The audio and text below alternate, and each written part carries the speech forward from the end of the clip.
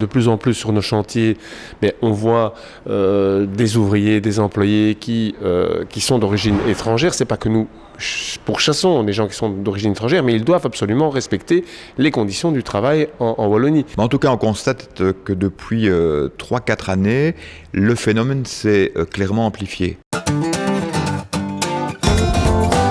C'est la volonté du gouvernement wallon que de se donner les moyens pour freiner ce phénomène du dumping social. Et le gouvernement wallon souhaite qu'effectivement on puisse, à travers les marchés publics, notamment évidemment et surtout en Wallonie, avec les pouvoirs locaux, contribuer à renforcer l'attractivité de nos entreprises. Les entreprises étrangères doivent respecter notre droit social. Il ne faut pas qu'il y ait de concurrence déloyale pour des raisons éthiques, des raisons morales, mais aussi, n'ayons pas peur des mots, pour protéger nos entreprises et nos emplois.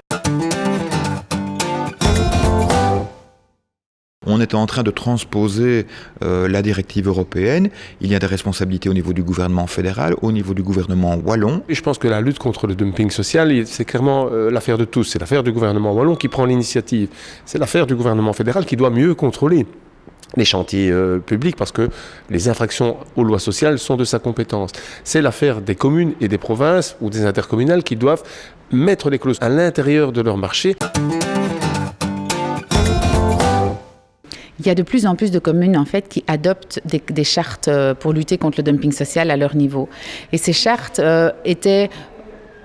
sont vraiment des outils intéressants, mais elles n'abordaient pas toutes les thématiques. Et on constatait au fur et à mesure quand même qu'il y avait des difficultés juridiques qui, malgré le fait qu'on a essayé de rectifier le tir en remettant des avis aux communes initiatrices au départ, continuaient à se multiplier. Et donc on s'est dit, c'est plus possible, il faut vraiment essayer de garantir une sécurité juridique aux pouvoirs locaux. Et donc il faut que la Wallonie accompagne ces communes pour assurer cette transition, surtout pour opérer le changement qui est nécessaire. Donc ce qu'on a voulu faire, c'est aller vers les pouvoirs locaux pour leur dire, écoutez, ne vous reposez pas les mêmes questions que ce qui a déjà été fait ailleurs. Les pouvoirs locaux, une fois qu'ils envisagent de lancer un marché public, peuvent nous envoyer leurs cahiers spéciaux des charges pour qu'on remette un avis juridique.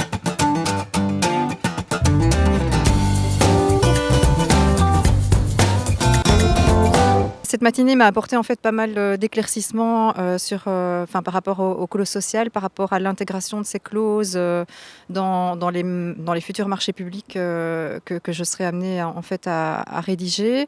Elle m'a également permis, de voir les difficultés que ça engendre aussi d'un point de vue pratique, d'un point de vue mise en œuvre, d'un point de vue coût.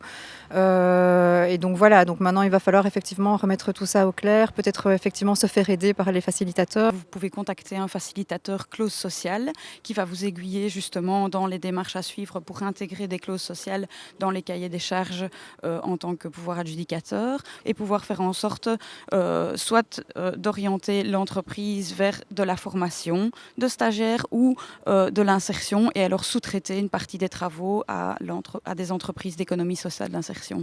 En cette matinée, on a déjà constaté une chose, c'est qu'il y a de la cohésion au niveau du discours politique et par rapport à ce qui est mis en place sur le terrain avec les différents intervenants.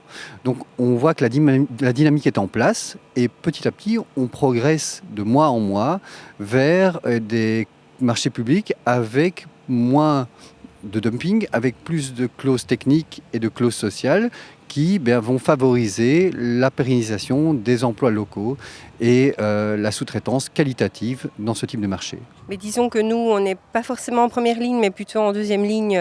Et donc cette matinée, je pense, nous a apporté un peu plus d'éclaircissement et en tout cas d'autres contacts face à ce problématique de dumping social. Et donc, je pense que cette matinée a été vraiment riche en échanges, principalement avec Antra ou d'autres intervenants de secteur public. Et la dynamique est vraiment bien lancée.